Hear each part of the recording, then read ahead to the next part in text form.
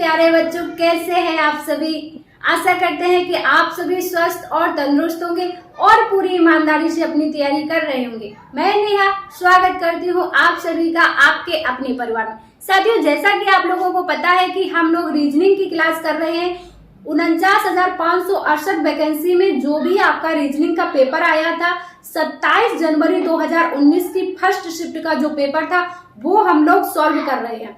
पिछली क्लास में हम लोगों ने 5 क्वेश्चन सॉल्व किए थे, उसके पिछली क्लास में हम लोगों ने 10 क्वेश्चन सॉल्व किए थे, तो कुल मिलाकर हम लोगों ने 15 क्वेश्चन रीजनिंग के कर लिए हैं। आज हम क्वेश्चन नंबर 16 से करेंगे।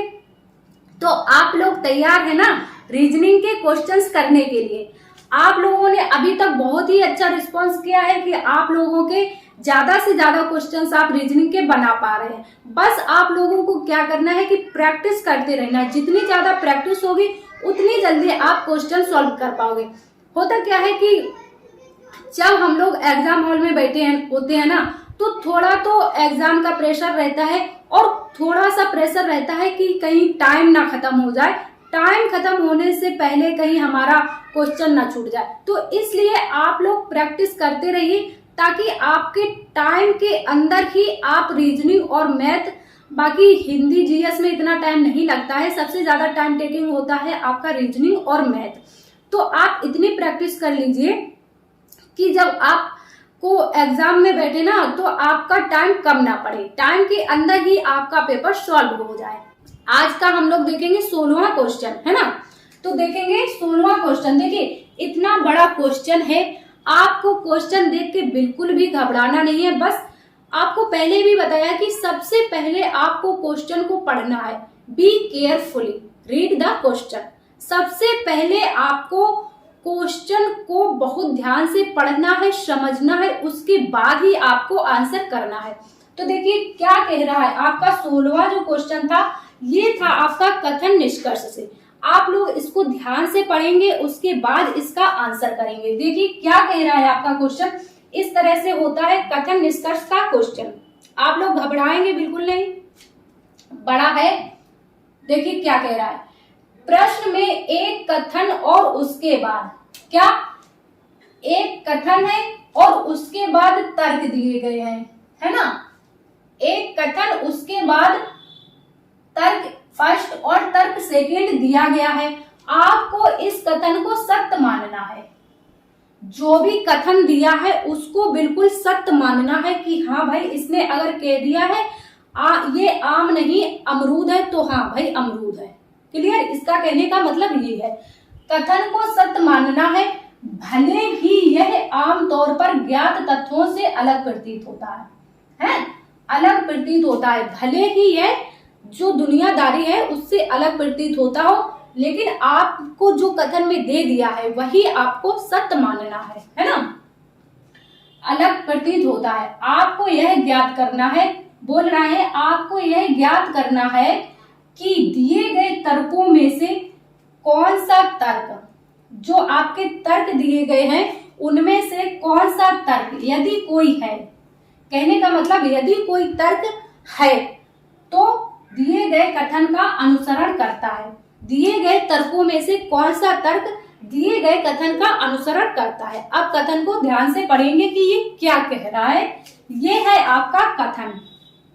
कथन में इसने कहा है, क्या दिल्ली में नए बड़े उद्योग शुरू किए जाने चाहिए। ये कह रहा है क्या दिल्ली में नए बड़े उद्योग शुरू किए जाने चाहिए। अब तर्क देंगे लोग, इस पर विचार विमर्श करेंगे। कह रहा है दिल्ली में नए बड़े उद्योग शुरू किए जाने चाहिए। तो देखिए तर्क में क्या है, नहीं। पहला तर्क है आपका नहीं, इससे शहर के प्रदूषण में इजाफा होगा। प्रदूषण में इजाफा होगा, बिल्कुल सही बात है। क्या कह रहा है, नहीं किए जाने चाहिए क्योंकि शहर के प्रदूषण में इजाफा होगा। बिल्कुल, जब नए फैक्ट्रियां लगेंगी, नए उद्योग होंगे तो क्या होगा, प्रदूषण बढ़ेगा, प्रदूषण आपका बढ़ेगा। ये इसका तर्क मजबूत है, तर्क ये वाला मजबूत है। दूसरा कह रहा है हाँ यह बेरोजगार के अवसर प्रदान करेगा, बेरोजगार के अवसर प्रदान करेगा। कहने का मतलब इसका भी ठीक है। क्या? जब नई फैक्ट्रियां होंगी, नए उद्योग होंगे, बड़ी बड़ी कंपनियां होंगी, तो क्या होगा, काफी ज्यादा रोजगार होगा। यहाँ पर बेरोजगार नहीं होगा, रोजगार। हाँ, यह रोजगार के अवसर प्रदान करेगा। जब बहुत सारी फैक्ट्रियां, कंपनियां, उद्योग और बहुत सब कुछ हो जाएगा तो क्या होगा, काफी मात्रा में लोगों को रोजगार मिल जाएगा। वही कह रहा है कि रोजगार के अवसर प्रदान करेगा, है ना। तो कथन, इसका तर्क ये भी सही है। ये भी सही कह रहा है कि कंपनियां खुलने से प्रदूषण होगा, बिल्कुल सही बात, प्रदूषण होगा। और दूसरा कह रहा है आपका कि रोजगार के अवसर मिलेंगे, ये भी बिल्कुल सही कह रहा है कि जब बहुत ज्यादा कंपनियां हो जाएंगी, भाई कंपनी में वर्कर तो रखेंगे ना, तो रोजगार के अवसर प्रदान होंगे, ये भी सही कह रहा। तो इसमें जो तर्क है आपके, दोनों ही सही है, दोनों ही तर्क सही है। ठीक, ये हो गया आपका कथन, ये हो गया तर्क। अब इस तरह से दिया होता है कि इसमें से आपको आंसर टिक इसमें करना है, बताना क्या है।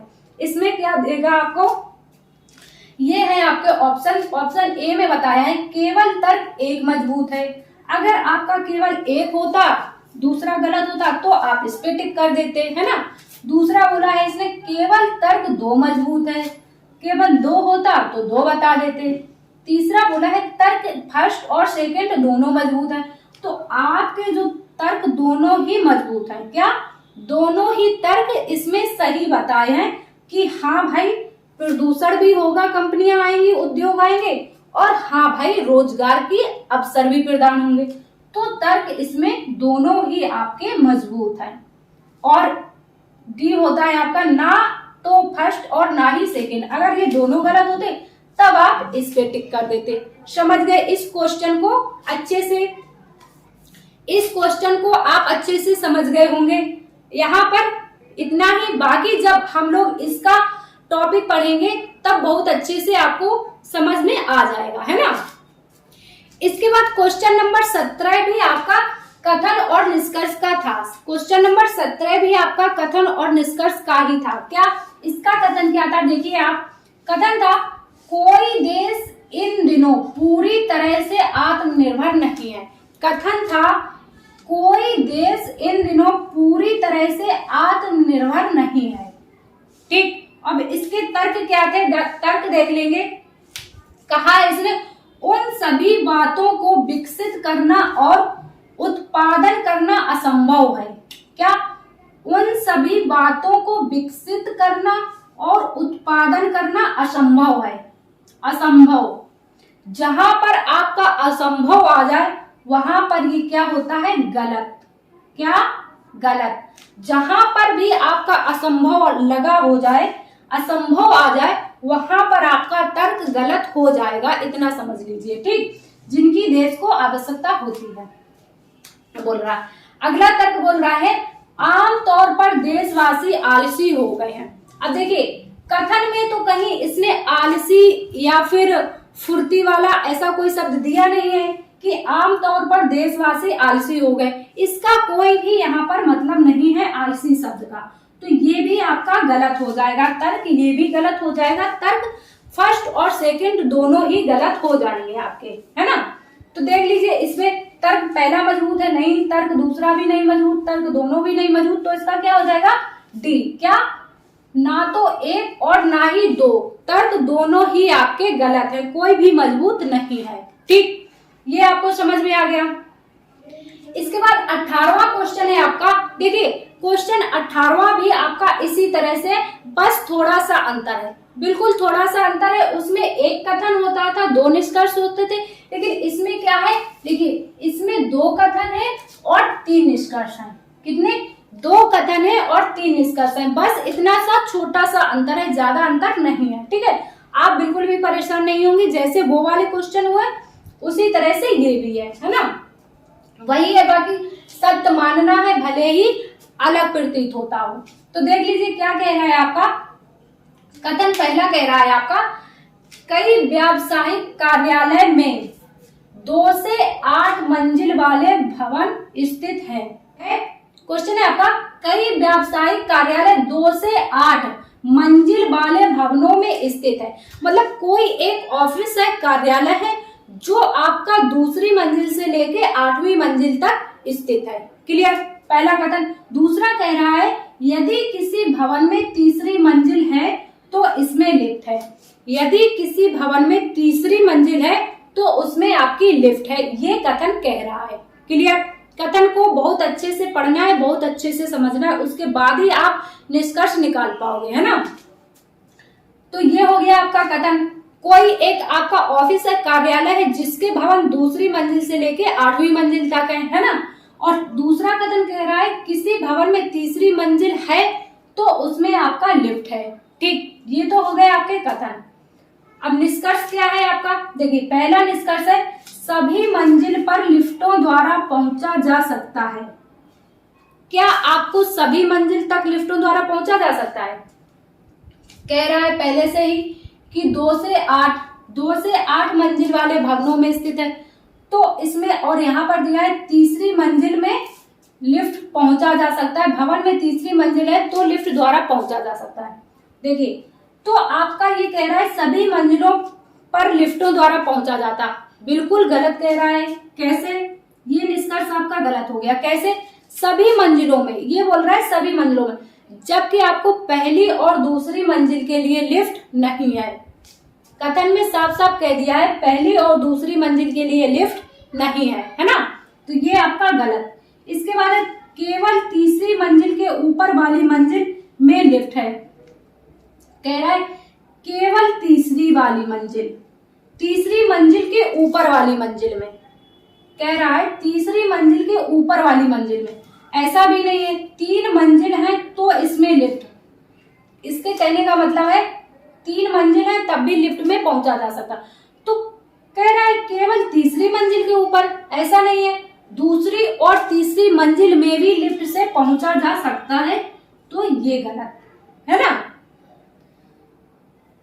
तीसरी मंजिल में भी आपका लिफ्ट से पहुंचा जा सकता है। इसने कहा तीसरी के ऊपर यानी चौथी 5वीं, जबकि इसने यहाँ पर बोल दिया तीसरी मंजिल है तो इसमें लिफ्ट पहुंचा जा सकता है। ठीक, ये भी गलत हो गया।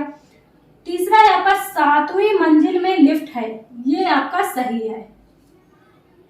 ठीक, क्योंकि 2 से 8 मंजिल और तीसरी मंजिल है तो इसमें लिफ्ट। ठीक, समझ गए आप। तो क्या कह रहा है 7वीं मंजिल में लिफ्ट है 2 से 8, तो 7 आपका बीच में पड़ेगा तो 7वीं मंजिल में लिफ्ट है। तो इसका निष्कर्ष केवल तीसरा सही है। निष्कर्ष केवल तीसरा सही है। आंसर आपको यहाँ पर टिक करने हैं। आंसर जो देने होते हैं इनमें से देने होते हैं।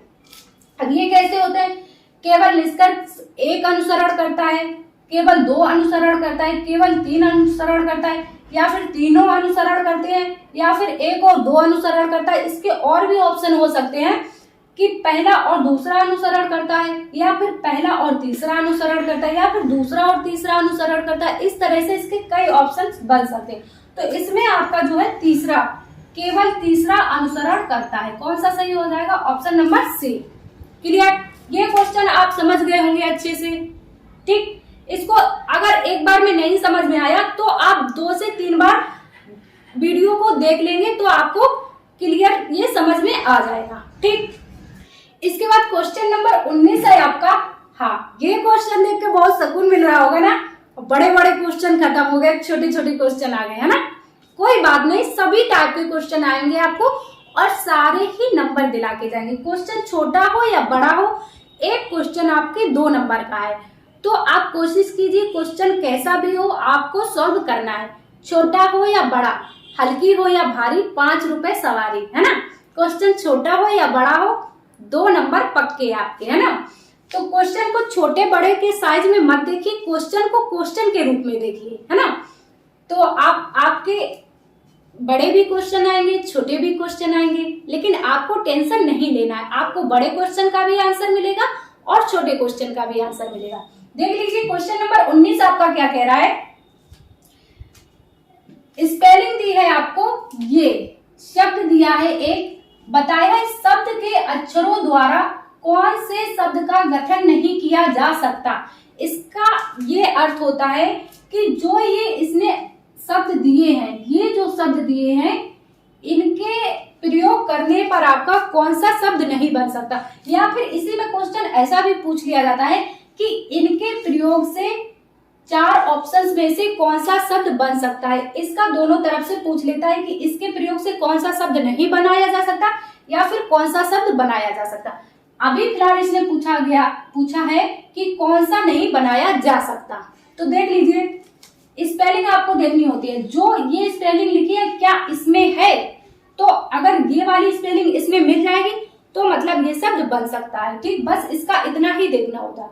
देख लीजिए LANB, क्या इसमें है? LAMB,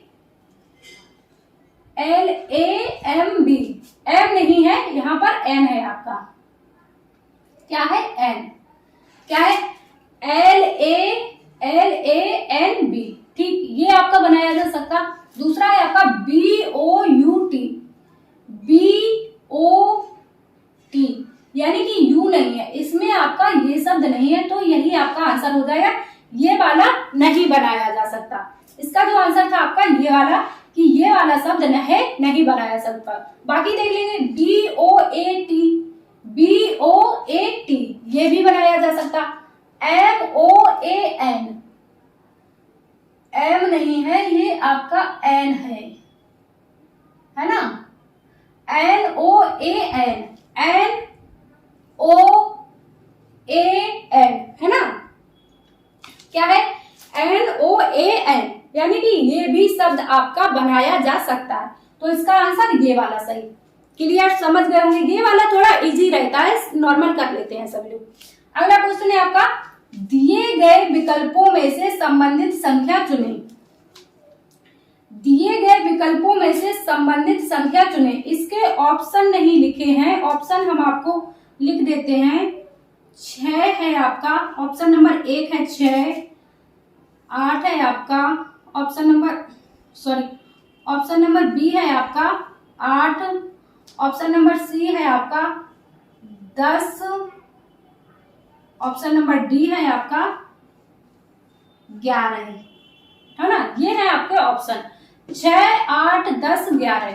तो देखिए क्या है श्रृंखला, संख्या को कैसे चुनेंगे आपको। इसमें से आपको जैसे ये संबंधित है इसी तरह इसका आपका क्या आएगा यहाँ पर आपको बताना है। देखिए अब 125.3, फिर आपका 5, इसी तरह 14,641.4। तो यहाँ पर क्या आएगा सोचिए और क्वेश्चन सॉल्व कीजिए। क्वेश्चन सॉल्व कीजिए, उसके बाद आप वीडियो को देखिए, है ना। तो देखिए जब हम आपको बता दे रहे हैं, लेकिन आपको अपने आप से पहले सॉल्व करना है। कैसे? देखिए इसने क्या किया है, ये 5 की पावर 3 किया है, 5 की पावर 3 किया है, 5 का मल्टीप्लाई 3 बार किया है। देखो जैसे आपको 5 का जब 3 बार ये मल्टीप्लाई करेगा, 5 + 5 + 5, है ना। ये पॉइंट इसने लगाया है ऐसे ही, 5 का 3 बार मल्टीप्लाई किया है तो क्या आया, 5 25, और फिर 5 का जब इसमें करेंगे तो क्या आ जाएगा आपका 5 25, 5 दूनी 10, 2 12, आ गया आपका 125, है ना। इस तरह से, इसी तरह से आपको बताना है कि किसकी पावर 4 करने पर आपका इतना आएगा, किसकी पावर 4 करेंगे तब आपका इतना आएगा। तो ये आपके ऑप्शन है। इसका जो सही आंसर है आपका डी। क्या? डी। जब आप 11 को 4 बार मल्टीप्लाई करेंगे तो ये आपका आ जाएगा। कैसे? देखिए जैसे 11 का स्क्वायर कितना होता है, 121, 11 का स्क्वायर 121, आपको पता है 11 का स्क्वायर बराबर 121, और 11 का क्यूब कितना होता है, 11 का क्यूब भी आपको रटा हुआ है। आपकी लाइव क्लास में 11 का क्यूब पूछा है कई बार, तो आपको पता होगा, है ना। 11 का क्यूब कितना है, 13 31, है ना। यहां तक तो आप पहुंच गए 3 तक। अब 11 की पावर 4 आपको निकालनी है, तो कैसे निकालेंगे, यहां तक पहुंच गए तो कितना, ये देखिए आप इसमें मल्टीप्लाई कर देंगे,